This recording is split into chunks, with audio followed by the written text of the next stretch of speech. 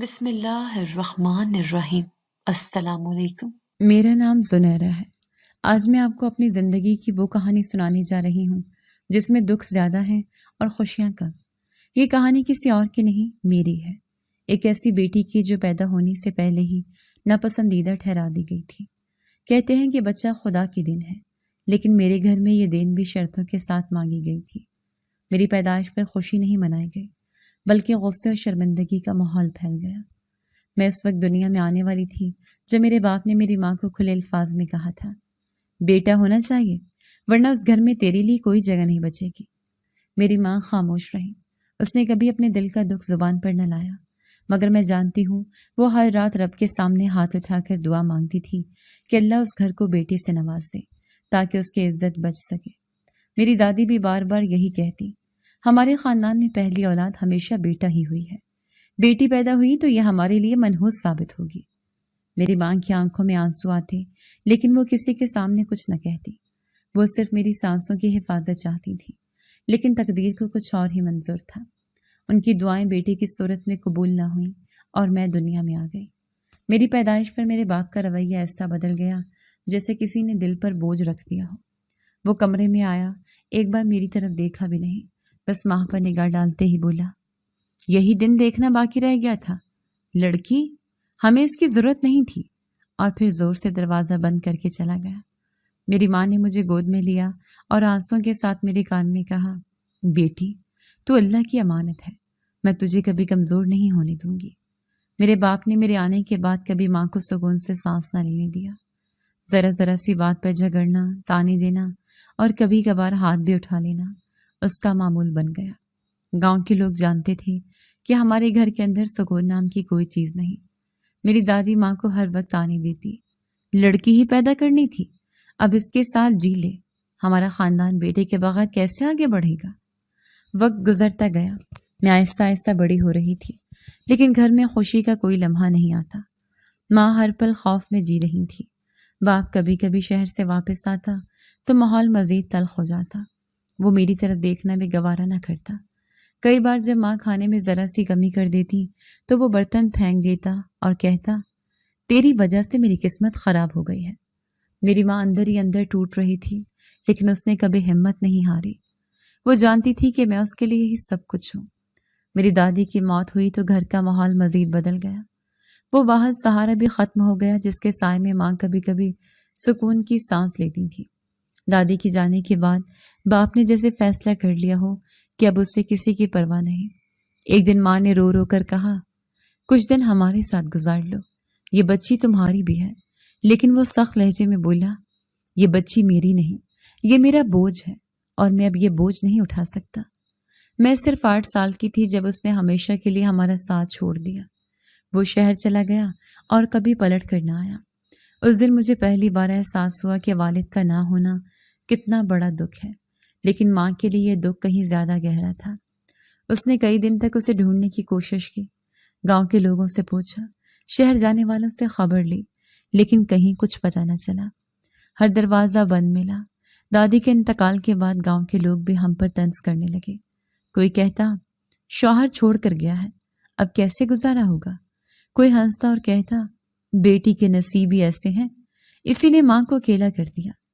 میں ان باتوں کو سمجھنے کے لیے بھی چھوٹی تھی، لیکن ماں کی ٹوٹی ہوئی آنکھوں نے مجھے سب کچھ بتا دیا تھا۔ دن گزرتے گئے، میرے دل میں سوال اٹھتا رہا کہ کیا بیٹی ہونا واقعی جرم ہے؟ کیا بیٹی کی کوئی قیمت نہیں؟ لیکن ان سوالوں کے جواب مجھے کبھی نہ ملے۔ باپ کی جانے کے بعد گھر کا چولہا ٹھنڈا پڑ گیا۔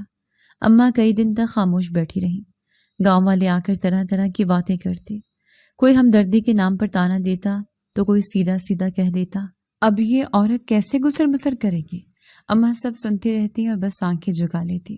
لیکن پھر ایک دن انہوں نے فیصلہ کیا کہ اب کسی پر بھروسہ نہیں کرنا، خود ہی کچھ کرنا ہوگا۔ اگلی ہی صبح وہ دروازے پر میرا ہاتھ پکڑ کر کھڑی ہوئیں اور بولی، زنیرہ، اب سے ہم دونوں کو اپنی زندگی خود بنانی ہے۔ اماں گاؤں کے بڑے زمینداروں کے گھروں میں جانے لگی، کبھی صفائی کرتی، کبھی برتن دھوتی، کبھی کپڑے۔ دن بھر کام کرنے کے بعد شام کو واپس آتی تو ان کے ہاتھوں پر چھالے پڑے ہوتے۔ میں ان کے پیروں پر مرہم لگاتی اور وہ بس اتنا کہتی، بیٹی فکر نہ کر، اللہ دیکھ رہا ہے۔ میرے لیے انہوں نے اسکول کا انتظام کیا۔ پرائمری اسکول گاؤں کے بیچوں بیچ تھا، ایک چھوٹی سی عمارت جس کے ٹوٹے پھوٹے دروازے اور مٹی کے صحن میں بچے دوڑتے پھرتے تھے۔ پہلی بار جب اماں مجھے اسکول چھوڑنے آئیں تو کئی عورتیں دروازے پر کھڑی ہنسنے لگیں۔ ایک نے کہا، یہ فقیرنی اپنی بچی کو پڑھانے جا رہی ہے، کل کو کیا بنے گی؟ رانی؟ اماں نے کچھ نہ کہا، بس میرا ہاتھ دبایا اور آگے بڑھ گئی۔ اسکول میں میرا دن آسان نہ ہوتا، بچے میری پرانی کتابوں پر ہنستے، میرا بستہ پھٹا ہوا تھا۔ جب میں پہلی صف میں بیٹھنے کی کوشش کرتی تو کوئی کہتا، یہ بھکاری لڑکی یہاں نہیں بیٹھ سکتی۔ کئی بار استاد بھی نظر انداز کرتے، لیکن مجھے پڑھائی کا شوق تھا۔ میں خاموشی سے پیچھے بیٹھ جاتی اور ہر لفظ دل میں محفوظ کر لیتی۔ گاؤں کی زندگی بھی کسی اذیت سے کم نہ تھی۔ جب اماں کام پر جاتی تو لوگ راستے میں آوازیں کستے، ارے یہ عورت تو ہر گھر کا کام کرتی ہے، اپنی عزت بیچ دی ہے۔ کوئی مجھے دیکھ کر کہتا، یہ بچی بھی ماں کی طرح مزدوری کرے گی۔ میں نظریں جھکا کر گزر جاتی۔ اماں کہتی، زنیرہ، لوگوں کی باتوں کی پرواہ نہ کرنا، پڑھائی کر کے ایک دن سب کو جواب دینا۔ وقت گزرتا گیا، میں اسکول میں اچھی کارکردگی دکھاتی رہی۔ امتحان میں جب اچھے نمبر آتے تو استاد حیران ہو جاتے۔ ایک دن ہیڈ ماسٹر نے مجھے بلا کر کہا، زنیرہ، تم ذہین لڑکی ہو، اگر پڑھتی رہو تو آگے جا سکتی ہو۔ وہ لمحہ میری زندگی کا پہلا خوشگوار لمحہ تھا۔ میں دوڑ کر اماں کو بتایا تو وہ خوشی سے رونے لگی اور کہنے لگی، بیٹی، تیری کامیابی ہی میرا سہارا ہے۔ اماں کے دن رات ایک ہو گئے تھے۔ صبح سورج نکلنے سے پہلے وہ گھر سے نکل جاتی اور شام ڈھلے واپس آتی۔ کبھی کبھی اتنی تھکی ہوتی کہ بیٹھتے ہی سو جاتی۔ میں ان کے پاؤں دباتی اور سوچتی کہ کاش میں بڑی ہو جاؤں تاکہ ان کا ہاتھ بٹا سکوں۔ میں نے اپنے غربت کو چھپانے کے کئی طریقے نکالے۔ کبھی جوتوں میں سوراخ ہو جاتے تو کپڑا بھر لیتی، کبھی کتاب پھٹ جاتی تو دھاگے سے سی لیتی۔ دوست کم تھے، زیادہ تر لوگ میرا مذاق اڑاتے، لیکن میں نے دل ہی دل میں فیصلہ کر لیا تھا کہ ہار نہیں مانوں گی۔ سالوں کے سفر میں بڑی ہو گئی، اب میرا قد اماں کے برابر ہو گیا تھا۔ میں نے ان کے ساتھ کاموں میں ہاتھ بٹانا شروع کر دیا۔ کبھی پانی بھر لاتی، کبھی گاہے بگاہے بازار کے چکر لگا لیتی۔ اماں کی جھریوں میں اضافہ ہو رہا تھا، مگر وہ اب بھی یہی کہتی، بیٹی، تیرا مستقبل ہی میری دعاؤں کی منزل ہے۔ ایک دن شام کو اماں صحن میں بیٹھی کپڑوں کا گٹھر سی رہی تھی۔ میں نے کہا، اماں، آپ اتنا کام نہ کیا کریں۔ وہ رک کر میری طرف دیکھنے لگی، ان کی آنکھوں میں عجیب سا سکوت تھا۔ انہوں نے آہستہ کہا، زنیرہ، تو اب بڑی ہو گئی ہے، جوانی کی دہلیز پر قدم رکھ دیا ہے۔ میں نے حیرت سے ان کی طرف دیکھا۔ اماں، آپ یہ سب کیوں کہہ رہی ہیں؟ وہ کپڑوں کو طے کرتی رہی اور پھر بولی، اب وقت ہے کہ تیری شادی کے بارے میں سوچا جائے۔ میں نہیں چاہتی کہ میری زندگی کی طرح تیری زندگی بھی تنہائی میں گزرے۔ یہ سن کر میرا دل دھک سے رہ گیا۔ مجھے لگا جیسے بچپن کی وہ چھوٹی سی دنیا جس میں خواب تھے اچانک ختم ہو رہی ہے۔ اماں کا چہرہ غمگین تھا، لیکن ان کے لہجے میں فیصلہ صاف جھلک رہا تھا۔ میں نے کچھ نہ کہا، بس آسمان کی طرف دیکھا اور سوچا کہ شاید میری زندگی کا ایک نیا باب کھلنے والا ہے، لیکن کیسا باب ہوگا یہ میں خود نہیں جانتی تھی۔ اماں نے جب پہلی بار میرے رشتے کا ذکر کیا تو مجھے لگا شاید وہ صرف سوچ رہی ہیں، لیکن وقت گزرتے ہی مجھے اندازہ ہوا کہ یہ واقعی سنجیدہ ہے۔ صبح کے وقت جب وہ کسی کے گھر کام پر جاتی تو شام کو واپس آ کر چپ چاپ بیٹھی رہتی، کبھی سر جھکائے سلائی کرتی، کبھی ٹھنڈی سانس بھرتی۔ میں ان کے چہرے کی جھریوں میں وہ فکر صاف دیکھ سکتی تھی جو وہ مجھ سے چھپانا چاہتی تھی۔ ایک دن انہوں نے کہا، زنیرہ، میں نے آج فلاں خالہ سے بات کی ہے، ان کی بیٹی کے لیے رشتہ سوچا ہے۔ میں نے فوراً پوچھا، پھر انہوں نے کیا کہا؟ اماں کا جواب مختصر اور سخت تھا۔ وہ کہتی ہیں کہ ہمارے حالات ان کے قابل نہیں۔ یہ پہلا انکار تھا مگر آخری نہیں۔ ہفتے مہینوں میں بدل گئے۔ اماں ہر جگہ کوشش کرتی، کبھی بازار میں کسی پرانی سہیلی کو روک لیتی، کبھی گاؤں کی عورتوں کے درمیان بات چھیڑ دیتی، لیکن جواب ہمیشہ ایک ہی ملتا، یہ غریبوں کا گھر ہے، وہاں شادی کرنے سے عزت کم ہو جائے گی۔ ایک دن دو عورتیں گھر آئیں۔ اماں نے سوچا شاید کسی اچھی خبر کے ساتھ آئی ہیں، لیکن ان کے لہجے میں طنز چھپا ہوا تھا۔ ایک بولی، زنیرہ، تو پڑھی لکھی ہے، لیکن بیٹی، شادی کے لیے دولت چاہیے۔ آج کل کون ایسی جگہ رشتہ کرتا ہے جہاں جہیز نہ ہو؟ اماں نے زبردستی مسکراہٹ کی، لیکن میں ان عورتوں کی باتیں اندر تک محسوس کر رہی تھی۔ اسی دوران میرا ایک کزن جو بہت کم ہمارے گھر آتا تھا اچانک آیا۔ اس کے ساتھ اس کی بیوی بھی تھی۔ وہ کمرے میں بیٹھے تو اس کی بیوی نے اماں سے کہا، دیکھ بہن، تمہاری بیٹی کی عمر بڑھ رہی ہے، یوں ہی ہاتھ سے نکل جائیں گے رشتے۔ اماں نے دبے لفظوں میں کہا، میں تو چاہتی ہوں کہ اسے اچھے گھر میں بھیجو، مگر حالات آڑے آ رہے ہیں۔ کزن کی بیوی نے ہمدردی کے انداز میں سر ہلایا۔ بیٹی کی قسمت ہم نہیں بدل سکتے، لیکن اس کی زندگی تو بنا سکتے ہیں۔ میرے پاس ایک رشتہ ہے، لڑکا پہلے سے شادی شدہ ہے، لیکن اب طلاق دے چکا ہے، کھاتا پیتا گھر ہے، عورت کو عزت سے رکھے گا، سوچ لو۔ اماں چونک گئی، ان کے ہونٹ لرزنے لگے۔ طلاق یافتہ، اور وہ بھی بڑا آدمی۔ زنیرہ بھی صرف 18 سال کی ہے۔ وہ عورت آگے جھک کر بولی، عمر سے کیا فرق پڑتا ہے؟ لڑکی کی جوانی تو ضائع نہیں کرنی چاہیے۔ تمہارا کیا خیال ہے، کوئی ہیرا ملے گا اس کے لیے؟ غربت کے ساتھ کون شادی کرتا ہے؟ میں اس وقت کمرے میں بیٹھی تھی، دل چاہا کہ چیخوں، لیکن اماں کی خاموشی نے مجھے روک دیا۔ انہوں نے کچھ لمحے سوچا، پھر کہا، مجھے وقت چاہیے۔ اس دن کے بعد اماں کئی راتیں جاگتی رہیں۔ کمرے کے اندھیرے میں وہ بار بار کروٹ بدلتی رہتی، کبھی میرے پاس آ کر بیٹھ جاتی، میرے سر پر ہاتھ پھیرتی اور پھر واپس لیٹ جاتی۔ میں ان کی کیفیت سمجھ رہی تھی۔ ان کے دل میں یہ خوف تھا کہ اگر ان کی آنکھیں بند ہو گئیں تو میں تنہا رہ جاؤں گی۔ یہی ڈر انہیں کمزور بنا رہا تھا۔ چند دن بعد وہ کزن دوبارہ آیا۔ اس بار اس کے لہجے میں عجلت تھی۔ دیکھ زینب، سوچنے کا وقت نہیں ہے، رشتہ اچھا ہے، ورنہ کل کو لوگ باتیں بنائیں گے۔ لڑکے نے پہلی بیوی کو اولاد نہ ہونے پر طلاق دی، لیکن اس کا گھرانہ سیدھا سادہ ہے۔ اماں نے جھجکتے ہوئے کہا، لیکن زنیرہ ابھی بچی ہے۔ کزن نے فوراً جواب دیا، ایسی باتیں دل میں نہ رکھ، جوان بیٹی کو گھر میں بٹھانا سب سے بڑا گناہ ہے۔ وہ جملے اماں کے دل پر اثر کر گئے۔ وہ خاموش رہیں اور آخر کار ہاں کر دی۔ جیسے ہی مجھے یہ خبر ملی، میری دنیا بدل گئی۔ میں نے اماں سے کہا، میں نہیں چاہتی کہ میری شادی ابھی ہو۔ اماں کی آنکھوں میں نمی آ گئی۔ بیٹی، میں تیری خوشی چاہتی ہوں، پر میرا دل ڈرتا ہے، کل کو میں نہ رہی تو کون تیرا سہارا بنے گا؟ شادی کی تیاریاں تیزی سے ہونے لگی۔ گاؤں میں خبر پھیل گئی، لوگ حیرانی سے سرگوشیاں کرتے، فقیرنی کی بیٹی کا رشتہ طے ہو گیا، وہ بھی کھاتے پیتے گھر میں۔ کچھ لوگ ہنس کر کہتے، طلاق یافتہ سے شادی کر رہی ہے، پر ہے تو نصیب والی۔ نکاح کا دن آ گیا۔ چھوٹا سا کمرہ، چند لوگ اور ایک ماحول جس میں خوشی کم اور بوجھ زیادہ تھا۔ اماں نے میرے ہاتھ میں چاندی کے کنگن ڈالے جو انہوں نے بڑی مشکل سے جوڑے تھے۔ میری آنکھوں سے آنسو بہہ رہے تھے۔ جب قاضی نکاح پڑھانے لگا تو میں لرزتے ہوئے اماں کی طرف دیکھنے لگی۔ میرے لبوں سے وہ مشکل یہ الفاظ نکلے، اماں، میں تیار نہیں۔ کمرے میں ایک لمحے کے لیے خاموشی چھا گئی، لیکن نکاح کے الفاظ جاری رہے اور میری زندگی کیسے موڑ پر آ گئی جہاں سے واپسی ممکن نہ تھی۔ نکاح کے چند دن بعد میری نئی زندگی کا آغاز ہوا۔ میں نے کبھی سوچا بھی نہ تھا کہ اتنی کم عمری میں مجھے ایک ایسے مرد کے ساتھ زندگی گزارنی پڑے گی جس کی عمر میرے باپ کے برابر تھی۔ 40 سالہ وہ آدمی میرے لیے اجنبی بھی تھا اور بوجھ بھی۔ اماں نے رخصتی کے وقت میرے کان میں کہا تھا، بیٹی، صبر کرنا، یہی عورت کا اصل زیور ہے۔ میں نے ہونٹ کاٹ کر سر ہلا دیا تھا، مگر دل کے اندر ایک طوفان اٹھ رہا تھا۔ گھر پہنچتے ہی میری پہلی ملاقات ساس سے ہوئی۔ ان کی نگاہوں میں میرے لیے محبت یا ہمدردی کا کوئی شائبہ نہ تھا۔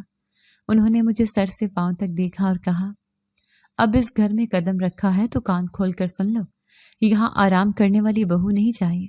صبح سورج کے ساتھ اٹھنا اور رات کو سب کے سونے کے بعد ہی آرام کرنا۔ میں خاموشی سے سر جھکا کر کھڑی رہی۔ گھر بڑا تھا، کمرے زیادہ تھے، مگر میرا دل تنگ ہو رہا تھا۔ اگلی ہی صبح مجھے کچن میں کھڑا کر دیا گیا۔ یہ سب برتن دھو دو، پھر صحن جھاڑو دینا، اور ہاں، کپڑے بھی دھونے ہیں، ساس نے حکم دیا۔ میں نے تھکے ہاتھوں سے سب کچھ کرنا شروع کیا۔ انگلیوں میں چھالے پڑنے لگے، لیکن کسی نے پوچھا تک نہیں۔ شوہر کے ساتھ تعلقات بھی عجیب تھے۔ وہ زیادہ تر خاموش رہتا یا حکم دیتا، رات کو دیر سے گھر آتا اور صبح سویرے چلا جاتا۔ کبھی کبھی میری طرف دیکھتا تو آنکھوں میں غرور اور سرد مہری ہوتی۔ ایک دن میں نے ہمت کر کے کہا، کیا میں پڑھائی جاری رکھ سکتی ہوں؟ اس نے غصے سے گھور کر کہا، یہ سب کتابیں یہاں نہیں چلیں گی، گھر سنبھالو، یہی تمہارا فرض ہے۔ اس ایک جملے نے میری امیدیں توڑ دیں۔ ساس کے ظلم کی ایک مثال وہ دن تھا جب میں نے سالن میں ذرا سا نمک زیادہ ڈال دیا۔ انہوں نے سب کے سامنے برتن میرے سامنے زمین پر پھینک دیا اور چلائے، یہی کام بھی نہیں آتا، گھر میں لا کر بٹھا دیا فقیرنی کو، میرا شوہر چپ بیٹھا کھانا کھاتا رہا جیسے کچھ ہوا ہی نہ ہو۔ دن گزرتے گئے، میں صبح سے شام تک کاموں میں جکڑی رہتی۔ صحن جھاڑنا، گائے کو چارہ ڈالنا، کچن سنبھالنا، سب کچھ میرے حصے میں آتا۔ میری ہتھیلیاں سخت ہو گئیں، کمر جھک گئی، مگر زبان پر شکوہ نہ لائے۔ شوہر کی سخت طبیعت دن بدن کھل کر سامنے آتی گئی۔ وہ مجھے کبھی بیوی کا درجہ نہ دیتا، بس خادمہ کی طرح حکم سناتا۔ یہ کیوں نہیں کیا؟ وہ کام ابھی تک کیوں رہ گیا؟ اور اگر جواب دینے کی کوشش کرتی تو فوراً کہتا، میرے سامنے زبان نہ چلا۔ ایک رات مجھے پتا چلا کہ وہ دوستوں کو گھر پر بلا رہا ہے۔ ساس نے کہا، کھانے پینے کی پوری تیاری کر، ہمارے بیٹے کے دوست آ رہے ہیں اور ان کے سامنے کوئی کمی نہ ہو۔ میں نے ساری رات کچن میں محنت کی، سالن پکائے، روٹیاں بنائے اور میز پر سب کچھ سجا دیا۔ مہمان آئے، سب کہکے لگاتے، سگریٹ پیتے اور باتوں میں مشغول ہو گئے۔ میں پردے کے پیچھے کھڑی سب دیکھ رہی تھی۔ تھوڑی دیر بعد شوہر نے مجھے آواز دی، زنیرہ ذرا چائے لے کر آؤ۔ میں ٹرے اٹھا کر گئی۔ جیسے ہی میں نے کپ رکھے، ایک دوست نے ہنس کر کہا، واہ بیوی بڑی حسین ہے۔ شوہر نے کہکا لگایا اور جواب دیا، ہاں دیکھنے میں ٹھیک ہے لیکن ہے تو فقیرنی۔ میں نے احسان کیا اسے گھر میں جگہ دے کر۔ یہ سنتے ہی میرے ہاتھ کام گئے، چائے کی پیالے چھلک گئے، محفل میں سب ہنسنے لگے۔ میرا دل ڈوب گیا۔ میں نے پہلی بار محسوس کیا کہ میری عزت ان کے سامنے ایک تماشا بن چکی ہے۔ شوہر کے الفاظ میرے کانوں میں گونجتے رہے، احسان کیا اسے گھر میں رکھ کر۔ میں کمرے میں لوٹ آئی، آنکھوں سے آنسو بہنے لگے۔ باہر سے کہکوں کی آوازیں آ رہی تھیں۔ مجھے لگا جیسے وہ سب میرے وجود کا مذاق اڑا رہے ہیں۔ اس رات مجھے اندازہ ہوا کہ میری نئی زندگی دراصل ایک قید ہے، جہاں عزت اور سکون کا کوئی وجود نہیں۔ لیکن یہ تو صرف آغاز تھا۔ اس رات کے بعد میں کئی دنوں تک خاموش رہی۔ محفل میں سب کے سامنے شوہر نے مجھے فقیرنی کہا تھا اور اس لفظ نے میرے اندر آگ لگا دی تھی، لیکن میں نے صبر کیا۔ سوچا شاید وقت کے ساتھ سب بدل جائے، مگر بدلا کچھ نہیں، بلکہ حالات اور بگڑتے گئے۔ شوہر روز نئے دوستوں کو بلا لاتا، ہر بار مجھے کھانے پکانے، خدمت کرنے اور سب کچھ برداشت کرنے پر مجبور کیا جاتا۔ ایک شام دوبارہ گھر میں محفل سجی۔ اس بار گاؤں کے چند باسر لوگ بھی آئے تھے۔ کمرے میں ہنسی مذاق ہو رہا تھا، سگریٹ کا دھواں پھیلا ہوا تھا۔ شوہر نے اونچی آواز میں مجھے بلایا، زنیرہ چائے لے کر آ۔ میں ٹرے میں چائے کے کپ رکھ کر کمرے میں گئی۔ سب کی نظریں مجھ پر تھیں۔ میں نے کپ ایک ایک کر کے رکھے۔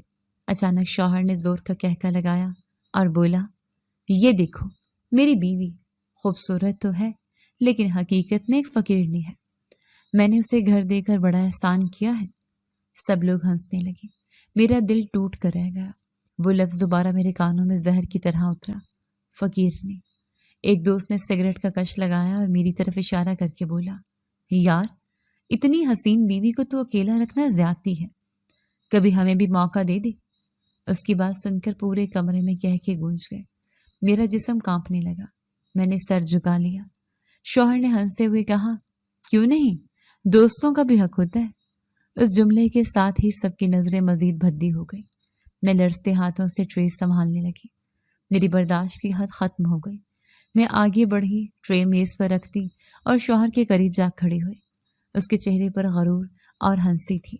مجھے لگا جیسے وہ میرے وجود کو مٹی میں ملا رہا ہے۔ اچانک میرے ہاتھ اٹھے اور میں نے زوردار تھپڑ اس کے منہ پر دے مارا۔ کمرے میں مکمل خاموشی چھا گئی۔ سب کے کہکے ایک دم رک گئے۔ شوہر کے چہرے پر لال لکیریں ابھریں اور اس کی آنکھوں میں غصے کی آگ بھڑک اٹھی۔ میں نے کانپتی آواز میں کہا، میں تمہاری عزت ہوں، تمہارے دوستوں کی تفریح نہیں۔ تمہیں شرم نہیں آتی مجھے یوں ذلیل کرتے ہوئے؟ دوستوں میں سے ایک نے ہنس کر کہا، واہ مزہ آ گیا، بیوی نے تو شوہر کو ہی تھپڑ مار دیا۔ دوسرے نے کہا، اب دیکھتے ہیں یہ اس فقیرنی کے ساتھ کیا کرتا ہے۔ شوہر نے میز پر ہاتھ مار کر سب کو چپ کروایا۔ اس کی سانسیں تیز تھیں۔ وہ میرے قریب آیا اور دانت پیستے ہوئے بولا، زنیرہ اب دیکھ میں تیرے ساتھ کیا کرتا ہوں۔ اس کے دوست ایک دوسرے کو دیکھ کر مسکرانے لگے۔ کسی نے آہستہ کہا، اب یہ رات یادگار ہوگی۔ میں نے خوف سے کمرے کے کونے میں قدم پیچھے ہٹائے، لیکن شوہر کی نگاہیں میرے اوپر جمی رہیں۔ شوہر کے الفاظ نے میرا دل دہلا دیا تھا، اب دیکھ میں تیرے ساتھ کرتا کیا ہوں۔ اس جملے کے بعد کمرے میں گمبھیر سا سکوت چھا گیا۔ सब दोस्त मुझे घूर रहे थे और उनकी आंखों में वो हवस भरी हंसी थी जो किसी शरीफ औरत को लर्जा दे। मैंने दरवाजे की तरफ कदम बढ़ाने चाहे, लेकिन शौहर ने मेरा रास्ता रोक लिया। कहाँ जा रही हो? उसने सख्त लहजे में कहा। मैंने कांपती आवाज में जवाब दिया, मुझे इस कमरे से निकलने दो। वो जहरीली मुस्कुराहट के साथ बोला, अभी तो खेल शुरू हुआ है। दोस्तों में से एक ने कुर्सी पर बैठते हुए कहा, यार जल्दी करो, ये लम्हा जाया ना करो। दूसरा हंसकर बोला, ये मौका बार बार नहीं मिलेगा। इनकी बातों पर कह के गूंजने लगे। मैंने चीखने की कोशिश की, मुझे छोड़ दो, ये सब गुनाह है। लेकिन शौहर ने मेरा हाथ सख्ती से पकड़ लिया। मेरी आवाज कमरे की दीवारों तक महदूद हो गई। बाहर सहन में सांस खड़ी थी, लेकिन वो सब जानते हुए भी खामोश रहे। शौहर ने मुझे धकेल कर जमीन पर गिरा दिया। मेरे आंसू थम न रहे थे। मैं बार बार दोहराती रही, अल्लाह के लिए छोड़ दो, ये जुल्म मत करो। लेकिन वहां किसी को मेरी फरियाद की परवाह न थी। वो लम्हा मेरी जिंदगी की सबसे बड़ी कयामत था। मेरा शौहर जो मेरा मुहाफिज होना चाहिए था, वही सबसे बड़ा दुश्मन बन गया। दोस्तों ने भी उस जुर्म में हाथ मिलाया। मेरी इज्जत पामाल हुई और मैं जमीन पर टूटकर बिखर गई। मैं बेबसी की तस्वीर बनी पड़ी थी और उनकी हंसी अब भी गूंज रही थी। रात बीत गई, मगर अंधेरा मेरे दिल में उतर गया। जब वो सब कमरे से निकले तो मैं साकत बैठी थी, जिस्म लहूलुहान, दिल जख्मों से भरा। सांस अंदर आई, लेकिन बजाय दिलासा देने की उन्होंने तंजिया कहा, यही होता है जब बीवियां शौहरों को सरेआम थप्पड़ मारे, अब बर्दाश्त कर। मैंने बेबसी से उनकी तरफ देखा। अम्मा जी, आप माँ की जगह हैं, आप ही मेरा साथ दें। लेकिन वो सर्द लहजे में बोली, इज्जतदार बीवियां ऐसी बातें नहीं करती। जो कुछ हुआ चुपचाप सह ले, वरना कल गांव में तेरा ही मजाक बनेगा। मैंने दीवार का सहारा लेकर उठने की कोशिश की। दिल चाहा कि भाग जाऊं, लेकिन मेरे कदमों में ताकत नहीं थी। मैं टूट कर रह गई थी। अगली सुबह जब मैं कमरे में बैठी थी तो बाहर शोर सुनाई दिया। गांव के लोग जमा थे। मैंने झांक कर देखा तो शौहर दरवाजे पर खड़ा बुलंद आवाज में कह रहा था, आज मैं तुम्हें अपनी बीवी का असल चेहरा दिखाऊंगा। ये बदकिरदार है, मेरे दोस्तों के साथ रंगरलियां मनाती है। लोगों में चहमगोइयां शुरू हो गई। कोई कहता, हमें तो पहले ही शक था। कोई बोला, ऐसी औरतों का यही अंजाम होना चाहिए। मेरा दिल दहल गया। मैंने सास की तरफ देखा और कहा, ये सब झूठ है। वो आंखें चुराकर बोली, अब कौन यकीन करेगा। शौहर ने जोर से दरवाजा खोला और मुझे सबके सामने खींचकर बाहर ले आया। ये है वो औरत जिस पर मैंने एतमाद किया, लेकिन इसने मुझे ही रुस्वा कर दिया। इसके अल्फाज ने मजमे में शोर बर्पा कर दिया। औरतें आपस में सरगोशी करने लगी, मर्द कह के लगाने लगे। मैं रोती रही, हाथ जोड़कर कहती रही, ये सब इल्जाम है, मैं बेगुनाह हूं। लेकिन कोई सुनने को तैयार न था। शौहर की आवाज सबसे ऊंची थी। उस लम्हे मुझे लगा जैसे जमीन मेरे कदमों के नीचे से निकल गई हो। मैं सिर्फ इतना सोच रही थी कि ये मेरे अपने ही थे जिन्होंने मेरा सब कुछ छीन लिया। गांव के सहन में मेरे शौहर की आवाज गूंज रही थी। वो सबके सामने मुझे बदकिरदार साबित कर रहा था और मैं हाथ जोड़कर रोती जा रही थी। लेकिन उसकी बातों पर यकीन करने के लिए लोगों को कोई सबूत नहीं चाहिए थे। उनके लिए शौहर का इल्जाम ही काफी था। एक औरत ने मेरा दामन खींचा और दूसरे लम्हे किसी ने मेरे मुंह पर थूक दिया। ऐसी औरतें गांव का नाम डिबो देती हैं। एक बूढ़ा मर्द चीखा, पत्थर मारो इसे। दूसरे ने कहा। मैंने घबरा कर इधर उधर देखा। फिर अचानक एक छोटा पत्थर आकर मेरे कंधे पर लगा। मैं पीछे हटने की कोशिश करने लगी, लेकिन हजूम मुझे घेर चुका था। कुछ औरतें भी सामने आई और कहने लगी, ऐसी औरत को निशाने इबरत बना देना चाहिए। उनके अल्फाज मेरे कानों में गूंजने लगे। शौहर ने कहका लगाया और मेरे बालों को पकड़कर मुझे घसीटते हुए फिर सहन के बीचों बीच ले आया। ये देखो, यही है वो औरत जिसने मेरा नाम खराब किया। वो चिल्लाता रहा और हजूम उसकी आवाज पर शोर मचाता रहा। मेरी सांसें बेतरतीब हो रही थी। मैंने उसकी मुट्ठी में जमी कैंची देखी और खौफ से पसीने में भीग गए। उसने लोगों के सामने ऐलान किया, आज मैं इसकी जुल्फें काटूंगा ताकि ये कभी सर उठाकर न चल सके। मेरी चीखें निकलने लगी, ये जुल्म मत करो, खुदा के लिए मुझे छोड़ दो। लेकिन शौहर ने किसी बात की परवाह न की। उसने जोर से मेरे बाल पकड़े और कैंची चला दी। मेरे बाल एक एक करके जमीन पर गिरने लगे। हुजूम शोर मचाता रहा। कोई तालियां बजा रहा था, कोई कह के लगा रहा था। एक औरत ने तंजिया कहा, अब देखो, یہ خوبصورتی کہاں گئی؟ دوسرے نے کہا، ایسی عورت کو تو منہ چھپانے کا بھی حق نہیں۔ میرے آنسو تھم نہیں رہے تھے، میں زمین پر گر گئے، کٹے ہوئے بال میرے گرد بکھر گئے۔ شوہر نے مجھے بازو سے پکڑ کر اٹھایا اور دھکیلتے ہوئے کہا، یہی نہیں کافی، اسے ننگا کر کے گاؤں میں گھما تاکہ سب کے لیے سبق بن جائے۔ ہجوم میں سنسنی پھیل گئی۔ کچھ مردوں نے زور سے کہا، ہاں یہی سزا ہونی چاہیے۔ دو بدماش آگے بڑھے اور مجھے بازو سے پکڑ کر گھسیٹنے لگے۔ میرے پیروں کے نیچے کچی زمین تھی، کپڑے مٹی میں اٹک رہے تھے۔ میں پوری طاقت سے چیخ رہی تھی، مجھے چھوڑ دو، میں بے گناہ ہوں۔ لیکن کسی نے میری پکار نہ سنی۔ میں سڑک پر گھسٹتی جا رہی تھی، جسم پر زخم تھے، کپڑے مٹی اور خون سے لت پت تھے۔ گاؤں والے میرے گرد ہجوم کی صورت میں چل رہے تھے، کوئی تانا دے رہا تھا، کوئی ہنسی اڑا رہا تھا۔ مجھے لگا اب زندگی کے آخری لمحے قریب ہے۔ اسی دوران اچانک ایک بڑی کالی گاڑی شور مچاتے ہوئے رکی۔ گرد و غبار چھا گیا، سب لوگ چونک گئے۔ گاڑی کا دروازہ کھلا اور اس میں سے ایک سوٹیڈ بوٹیڈ نوجوان باہر نکلا۔ اس کی شخصیت باقی سب سے بالکل مختلف تھی۔ لمبا قد، آنکھوں میں اعتماد اور لہجے میں حکم۔ وہ تیزی سے آگے بڑھا اور دو بدماشوں کو دھکا دے کر پیچھے ہٹایا۔ شرم نہیں آتی؟ ایک عورت کو یوں سڑکوں پر گھسیٹ رہے ہو؟ اس کی آواز کڑک دار تھی۔ لوگ ایک دم خاموش ہو گئے۔ شوہر نے آگے بڑھ کر کہا، یہ ہمارا گاؤں ہے، ہم اپنی عورتوں کو سبق سکھانا جانتے ہیں، یہ بد کردار ہے۔ نوجوان نے آنکھیں تنگ کر کے کہا، خبردار، زبان سنبھال کر بات کرو، ابھی پولیس کو فون کر دوں گا تو سب حوالات میں سڑ رہے ہوں گے۔ مجمع میں سرگوشیاں ہونے لگی، کچھ لوگ پیچھے ہٹ گئے، بدماشوں نے بھی ہاتھ ڈھیلے چھوڑ دیے۔ میں زمین پر گری ہوئی تھی، سانسیں بے ترتیب تھیں۔ نوجوان نے مجھے بازوں سے تھام کر اٹھایا اور آہستہ کہا، خاموش رہو، اب تم محفوظ ہو۔ میں نے کانپتے لبوں سے کہا، مجھے یہاں سے لے چلو۔ اس نے گاڑی کی طرف اشارہ کیا، آؤ تم میرے ساتھ ہو۔ شوہر نے زور سے چیخ کر کہا، یہ عورت ہماری عزت کو پامال کر رہی ہے، اسے کسی کے ساتھ جانے کا حق نہیں۔ نوجوان نے سخت لہجے میں کہا، یہ عورت تمہاری قید میں نہیں ہے، اگر کسی نے ایک قدم بھی آگے بڑھایا تو انجام برا ہوگا۔ لوگ دبکے گئے، کسی میں ہمت نہ ہوئی کہ آگے بڑھے۔ نوجوان نے مجھے سہارا دے کر گاڑی میں بٹھایا۔ میں نے شیشے کے پار دیکھا، ہجوم ہمیں گھور رہا تھا۔ شوہر دانت پیس رہا تھا لیکن کچھ کر نہیں پا رہا تھا۔ گاڑی کا دروازہ بند ہوا اور انجن کی گھن کے ساتھ ہم گاؤں سے باہر نکل گئے۔ گاڑی کے اندر سکوت تھا، میں مسلسل روتی جا رہی تھی۔ نوجوان نے مجھے دیکھا اور نرم لہجے میں کہا، اب رونا بند کرو، جو کچھ ہوا ختم ہو گیا، تم میرے ساتھ محفوظ ہو۔ میں نے ہچکیوں کے ساتھ کہا، آپ نے مجھے بچایا ہے، اللہ آپ کو جزا دے۔ میں سمجھ رہی تھی آج میری زندگی ختم ہو جائے گی۔ وہ ہلکا سا مسکرایا اور بولا، زندگی تمہارے سامنے ہے، بس تمہیں حوصلہ رکھنا ہوگا۔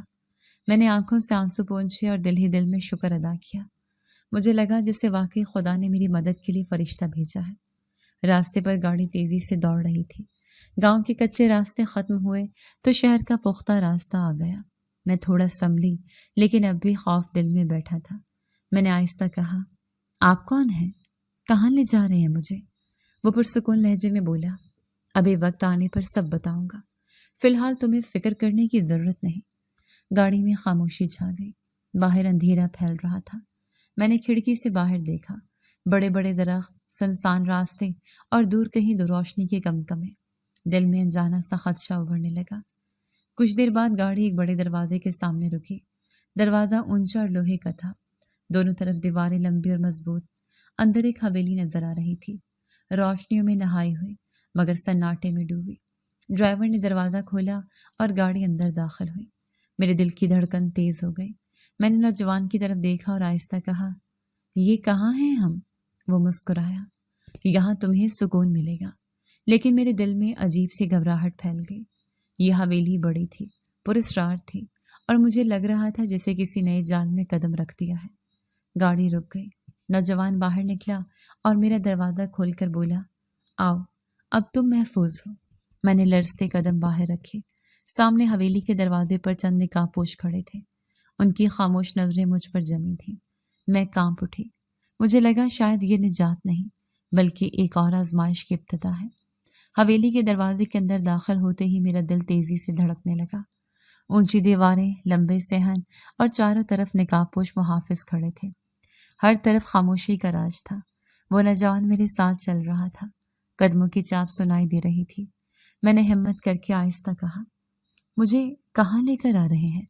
उसने मेरी तरफ देखा और बस इतना कहा, एक सरप्राइज है। मेरे दिल में अनजाना सा खौफ बढ़ने लगा। मैंने आंखें नीची कर ली और दिल ही दिल में कलमा पढ़ना शुरू कर दिया। कुछ ही लम्हों बाद हम एक बड़े दरवाजे के सामने रुके। नौजवान ने दरवाज़ा खोला और मुझे अंदर ले गया। कमरा अंधेरे में डूबा हुआ था। सिर्फ हल्की सी हवा खिड़कियों से अंदर आ रही थी। मैंने पीछे मुड़कर देखा, दरवाज़ा बंद हो चुका था।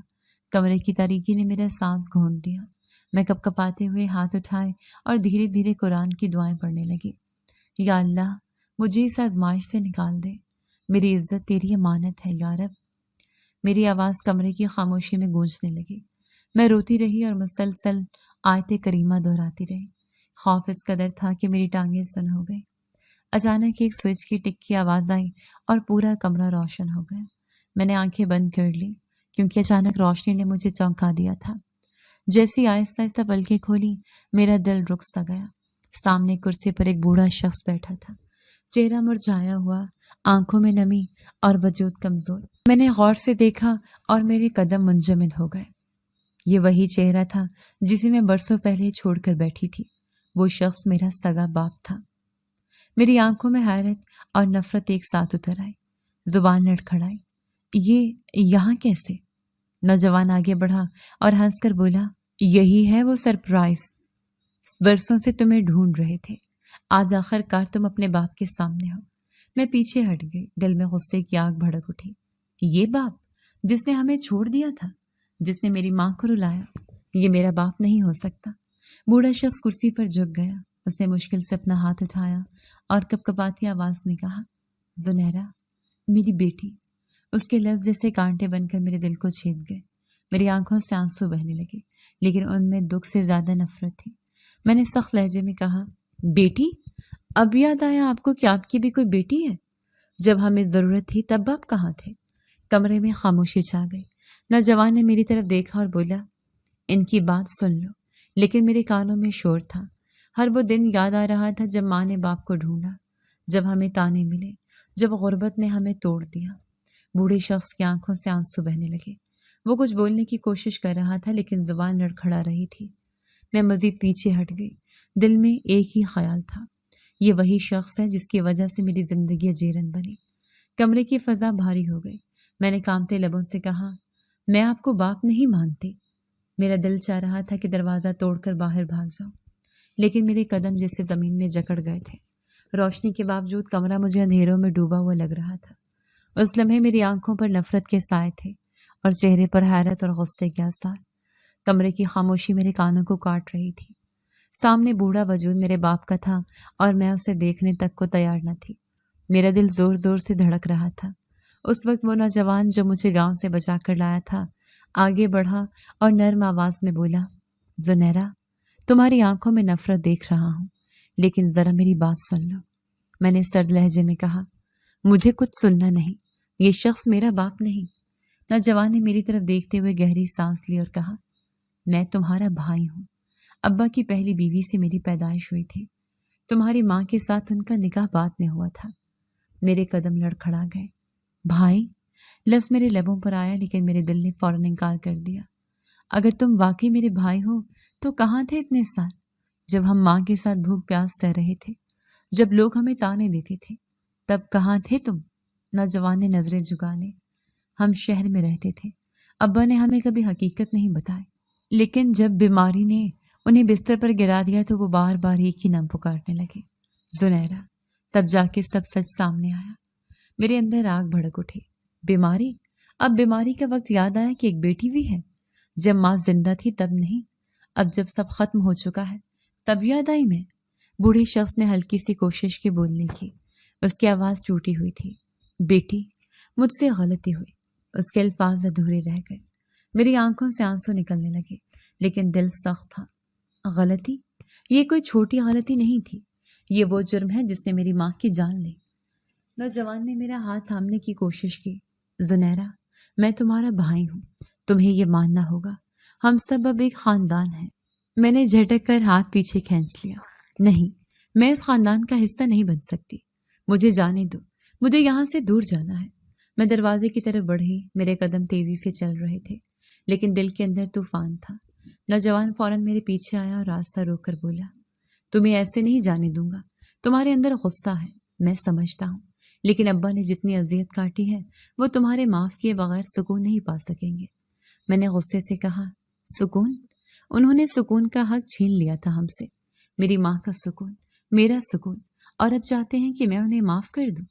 نوجوان نے گہری آواز میں کہا، تمہارا انکار سب کو مزید توڑ دے گا۔ میں نے اپنی آنکھوں سے دیکھا ہے، ابا فالج کے بستر پر ہے، ہر وقت صرف تمہارا نام لیتے ہیں، کہتے ہیں کہ بیٹی کو دیکھے بغیر مرے تو اللہ بھی معاف نہیں کرے گا۔ میرا دل کانپنے لگا، لیکن زبان پر سختی برقرار رہی۔ میرے لیے وہ باپ مر چکے ہیں۔ میں نے دروازے کی کنڈی پکڑنے کی کوشش کی، لیکن نوجوان نے میرا ہاتھ مضبوطی سے تھام لیا۔ اس کی آنکھوں میں شدت تھی۔ زنیرہ، تمہیں معاف کرنا ہوگا۔ یہ وقت انتقام کا نہیں، یہ وقت فیصلہ کرنے کا ہے۔ تمہارے ایک قدم سے ان کی آخری سانس سکون پا سکتی ہے۔ میری سانسیں بے ترتیب ہو گئیں۔ کمرے میں روشنی تھی، لیکن میرے دل میں اندھیرا۔ ایک طرف غصہ اور نفرت، دوسری طرف ایک نہ ختم ہونے والا رشتہ۔ میں ساکت کھڑی رہی اور وہ جملہ میرے کانوں میں گونجتا رہا، تمہیں معاف کرنا ہوگا۔ بھائی کے آخری جملے کی بازگشت ابھی تک میرے کانوں میں گونج رہی تھی۔ قدم مگر خود بخود آہستہ آہستہ اس بستر کی طرف بڑھتے گئے جہاں وہ کمزور سا وجود نیم دراز تھا۔ کمرے میں دوا کی ہلکی سی بو، سانس لینے کی آلے کی ہمنگ اور کھڑکی کے پار شام کی مدھم روشنی تنی ہوئی تھی۔ میں ٹھٹکی، دل کی دھڑکن سنائی دینے لگی۔ بھائی نے سر کے اشارے سے مجھے قریب آنے کو کہا اور خود پیچھے ہٹ گیا تاکہ میرے اور اس کمزور ہاتھ کے بیچ کوئی دیوار نہ رہے۔ میں بستر کے ساتھ رک گئی۔ اس کے لب ہلے، آواز جیسے ریگزار میں بہتے پانی کی آخری لکیر ہو۔ زنیرہ! میرے نام کی ٹوٹتی آواز نے پیروں تلے زمین ہلا دی۔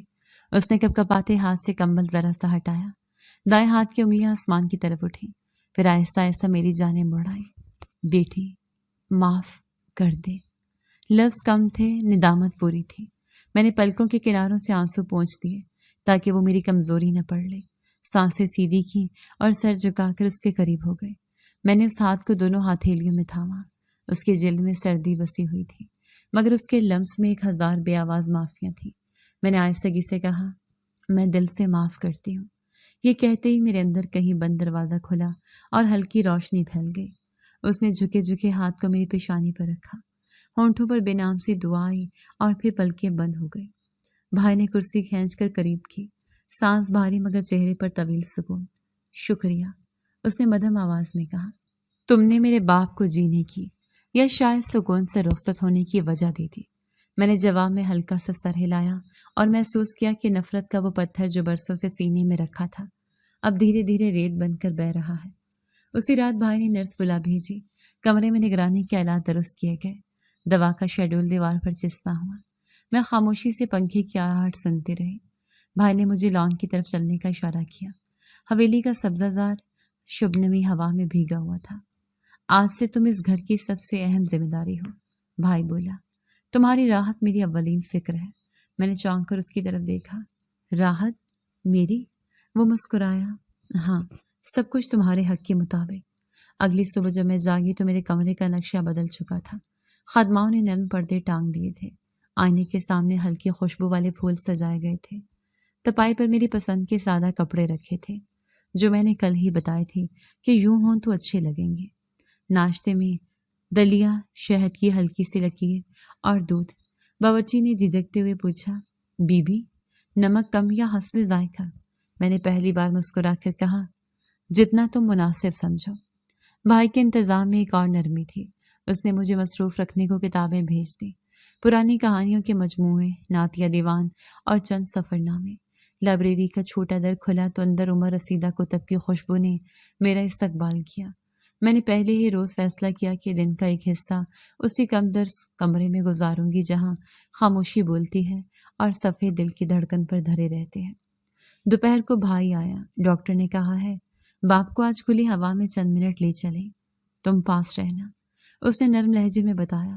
میں ویل چیئر کے ہینڈل تھامے چکنے فرش کے پتھروں پر آہستہ آہستہ اسے گھماتی رہی۔ دھوپ چھن چھن کر اتر رہی تھی۔ میں نے زیر لب سوررحمان کی چند آیات پڑھی۔ اس کی پلکیں ہلیں جیسے کلمات کے سائے اس کے سانس میں ڈھل رہے ہوں۔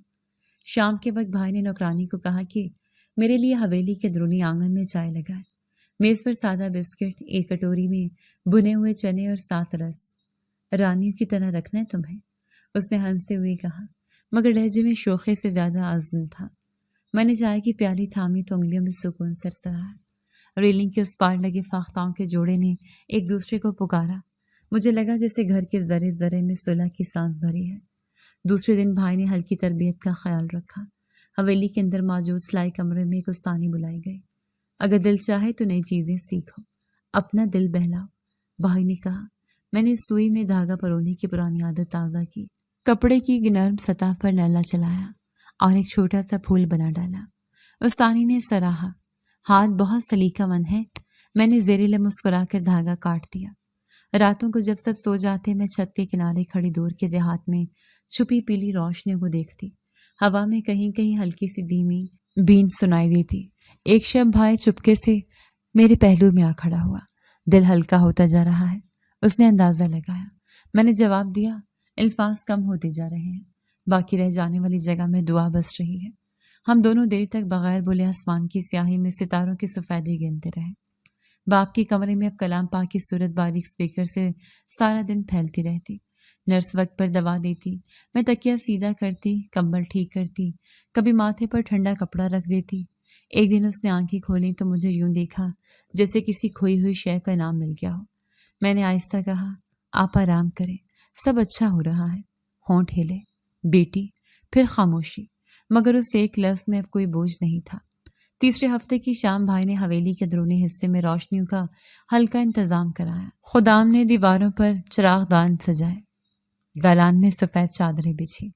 صرف گھر والوں کی دعا کی محفل، بھائی نے بتایا، کسی نمود کے لیے نہیں۔ میں خاموشی سے سب کے بیچ بیٹھی رہی۔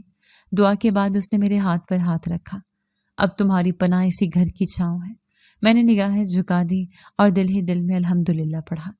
رات کے آخری پہر میں کھڑکی سے ملحق پردہ ہولت ہو چاندنی فرش پر برف سی بچھی دکھائی دی۔ میں بستر کے کنارے آ بیٹھی۔ آج کے دن میں معافی بھی تھی، تبدیلی بھی۔ میں نے طاقچے میں رکھی تسبیح اٹھائی، دانے دانے پر رب کے نام لیے۔ باہر کہیں دور درخت کی شاخوں پر ہوا نے سسکار بھری۔ اندر میرے دل نے پہلی بار پرسکون دھڑکن سنائے۔ میں نے آہستہ سے سر اٹھایا۔ کمرے کی نیم تاریکی میں فانوس کی گرنیں پھوٹ کر دیواروں پر پھیلی۔ میرا عکس آئینے میں ٹھہرا۔ لب ہلے اور سوچ نے آخری لکیر کھینچی۔ یہ جو گھر ہے، یہ جو محبت ہے، یہ جو کوفت کے بعد کی نرمی ہے، سب میرے ارد گرد موجود ہے، مگر دل ابھی بھی جانچ رہا ہے کہ ریشہ ریشہ کہاں ٹھہرتا ہے۔ میں نے خود سے مدھم آواز میں کہا، یہ سب خواب ہے یا حقیقت؟ صبح کے نرم وقت میں بھائی میرے کمرے کے در پر رکا۔ 7 وکیل اور محرر تھے۔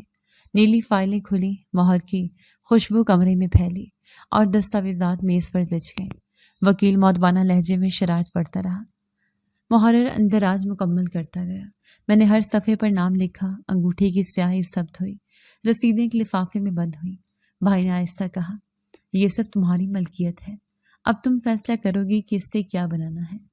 میں نے مختصر جواب دیا، اختیار ملا ہے تو ذمہ داری بھی ساتھ آئے گی، اور یہی اصل نصیب ہے۔ وکیل رخصت ہوا تو بھائی مسکرایا، کہانی نئی سمت میں جا رہی ہے، تم تیار رہو۔ میں کھڑکی تک آئی، باغ میں صبح کی روشنی لپک کر سبزہ روشن کر رہی تھی۔ دل میں ہلکی سی قطار اتر آئی کہ اب فیصلے میرے ہاتھ میں ہیں۔ دوپہر ہم تحصیل گئے۔ اندراج کے دفتر میں قطاریں چلتی رہیں۔ محرر نے فائل نمبر لکھا، نقشہ نویس نے حد نشانی کی تصدیق کی، دستخط ہوئے، رسیدیں لگی، مہر لگی۔ باہر نکلی تو دھوپ تیز تھی مگر سوچ صاف۔ بھائی نے گاڑی میں بیٹھتے ہی کہا، اگلا مرحلہ زندگی کا ہے۔ میں چاہتا ہوں کہ تمہاری شادی ایسے شخص سے ہو جو تمہارے ساتھ قدم ملا سکے، تمہاری وقار کو ڈھال بنائے، تمہاری خاموشی کو سمجھے۔ میں نے رخ موڑا، تھوڑی دیر خاموش رہی، پھر اسپاٹ لہجے میں بولی، نیت تمہاری اچھی ہے مگر دل اس دہلیز پر ابھی نہیں پہنچتا، مجھے مہلت دو۔ بھائی نے گردن جھکا کر کہا، میں جلدی نہیں کروں گا، بس چاہتا ہوں کہ تم اپنے فیصلے پر پختہ رہو۔ شام کو چند قریبی عزیز آئے، ڈرائنگ روم میں نشست ہوئی، چائے کی بھاپ اٹھی، رسمی مسکراہٹیں بنی، محدود سوال جواب ہوا۔ ایک سنجیدہ مزاج نوجوان نے مختصر تعارف دیا۔ ملازمت، والدین، شہر، ذمہ داریاں، خوابوں کی ترتیب بیان کر کے خاموش ہو گیا۔ میں نے چند سیدھے سوال کیے۔ گفتگو مہذب رہی، نہ ضرورت سے زیادہ نرمی، نہ غیر ضروری لجاجت۔ جب مہمان رخصت ہوئے تو بھائی نے صرف ایک جملہ کہا، رائے تمہاری، وقت بھی تمہارا۔ میں نے سر ہلا کر بات وہیں چھوڑ دی۔ دل میں یکسوئی تھی کہ ابھی اس دروازے کو اندر سے کھونا مناسب نہیں۔ اگلی صبح میں نے فائلیں ترتیب دی، مصروفیات کی فہرست بنائی، کسانوں سے ملاقات کی، آباشی کے شیڈول میں کمی بیشی درست کی، مالی کے ساتھ پودوں کے نئے قطار کی بیر کی کلمیں لگوانے کا حکم دیا۔ دفتر کے کونے میں ایک چھوٹی رجسٹر میز رکھی جس پر امدادی اندراج ہوں، رسیدیں محفوظ رہیں، شفافیت برقرار رہے۔ شام کو بھائی آیا تو میں نے صاف لفظوں میں بتایا، ملکیت کو کام میں لگاؤں گی، لوگوں کے حصے کا رزق انہیں تک پہنچنا چاہیے، یہی میرا پہلا فیصلہ ہے۔ اس نے لبوں پر ہلکی مسکراہٹ رکھی اور کہا، یہی چاہتا تھا کہ تم اختیار کو مقصد بنا دو۔ شہر جانا پڑا۔ بینک مینیجر نے نئے کھاتے کی تفصیل سمجھائی، کارڈ اور چیک بک حوالے ہوئے۔ ایک چھوٹی نشست میں تعلیمی امداد کے لیے علیحدہ فنڈ کی منظوری دی گئی۔ میں نے سیدھا کہا، ہر سہ ماہی آڈٹ ہوگا، رسیدیں منسلک ہوں گی اور فہرست کھلی رکھی جائے گی۔ واپسی پر سڑک کنارے درخت دور تک کتار بناتے گئے۔ سورج ڈھلتا گیا۔ میں نے دل میں محسوس کیا کہ راستے تبھی سیدھے بنتے ہیں جب قدم ڈگمگائے بغیر پڑے۔ بھائی نے خاموشی توڑی، میں پھر وہی بات کروں گا، مگر فیصلے کی گھڑی تم طے کرنا، میں دباؤ نہیں بناؤں گا۔ میں نے نگاہ اس پر رکھی، جواب سادہ تھا، یہی رویہ میرے لیے ڈھال ہے۔ رات ڈھلی تو چھت پر ہوا میں نمی تھی، ستارے صاف تھے، نیچے دالان میں چراغ کم کر دیے گئے۔ بھائی پاس آ کر ٹھہرا، اس نے نرمی سے کہا، چند خاندان مزید بات چیت چاہتے ہیں، کیا پیغام دوں؟ میں نے دقت کے بغیر کہا، کہہ دو کہ میں شکر گزار ہوں مگر فی الحال انکار کرتی ہوں، میرے زخم ابھی سطح کے بہت قریب ہیں، انہیں دباؤ کے بغیر بھرنے دو۔ وہ دیوار سے ٹیک لگا کر بولا، تمہاری ترجیح میری ترجیح ہے، یہیں ختم، مزید جملہ نہیں۔ اس اختصار نے مجھے اور مضبوط کیا۔ میں نے دل میں شکر ادا کیا کہ مرد خاندان سمجھداری کے ساتھ پیچھے کھڑا ہے، آگے نہیں دھکیل رہا۔ اگلے دن میں اسکول پہنچی، ہیڈ مسٹریس کے دفتر میں نشست ہوئی، فیس کے واچرز میں ہر سجے بچوں کے نام بولے گئے، رسیدیں کٹیں، تاریخیں لگیں۔ واپسی پر گیٹ کے پاس ایک بیوہ عورت ملی، اس کے ہاتھ میں پرانا نسخہ تھا، دوائی کے پیسے نہ تھے۔ میں نے دفتر سے چھوٹا سا وظیفہ منظور کیا، رسید دی اور اگلے مہینے کی تاریخ لکھ دی۔ شام کو جب باغ میں چہل قدمی کی تو محسوس ہوا کہ سانس آسانی سے چل رہی ہے، جیسے اندر کا بوجھ کام میں بدل کر ہلکا ہو گیا ہو۔ رات گئے میں راہداری کے موڑ پر رکی، مجھے لگا جیسے میرے سامنے بیٹھے ناظرین خاموشی سے میرا چہرہ پڑھ رہے ہوں۔ میں نے روبرو ہو کر صاف اور ٹھہرے لہجے میں کہا، آج میرے پاس سب کچھ ہے مگر جو عزت چھن گئی تھی وہ کبھی واپس نہیں آ سکتی۔ لفظ ہوا میں تھم گئے۔ میں نے بلا تاثر وضاحت کی، اسی لیے میں شادی سے انکار کرتی ہوں، میں اپنے دل کی رفتار پر جینے کا حق رکھتی ہوں۔ کوئی بھی نیا رشتہ اس وقت تک ممکن نہیں جب تک میری روح اپنے نشانوں کے ساتھ صلح نہ کر لے۔ بھائی تمنا رکھتا ہے اور میں اس کی نیت کی قدردان ہوں، مگر میرا فیصلہ یہی ہے کہ ابھی نہیں، یہی میرا حق ہے، یہی میری حفاظت۔ خاموشی میں فاختہ بولی۔ میں نے آنکھیں بند کی، پھر کھول دی۔ دالان کے چراغ ایک ایک کر کے بجھا دیے گئے۔ آخری قدم پر میں نے رخ آسمان کی طرف کیا، ستاروں کی ٹھنڈی آنکھیں ٹمٹمائیں، ہوا نے بال ہلکے سے چھوئے اور میں نے ہونٹوں پر ہلکی جنبش کے ساتھ کہا، میرا سہارا صرف اللہ ہے۔ اس کہانی کا سبق یہ ہے کہ عورت کی عزت سب سے قیمتی ہے، دولت اور آسائشیں اس کی کمی پوری نہیں کر سکتی، اور انسان کا اصل سہارا صرف اللہ ہے جو ہر ظلم اور اندھیرے کے بعد انصاف اور روشنی دیتا ہے۔ جی تو دوستو، کیسی لگی آپ کو ہماری آج کی کہانی؟ اپنی رائے کا اظہار ہمارے کمنٹس باکس میں ضرور کیجیے گا، اور اگر آپ کو ہماری ویڈیو پسند آئی ہے تو کر لیجیے ہمارے چینل کو سبسکرائب، ویڈیو کو لائک اور بیل آئیکن لازمی پریس کر لیجیے تاکہ ہر نئی آنے والی ویڈیو کا نوٹیفیکیشن آپ کو بر وقت موصول ہو سکے۔ ملتے ہیں ایسی ہی ایک سبق آموز کہانی کے ساتھ، تب تک کے لیے اللہ نگہبان۔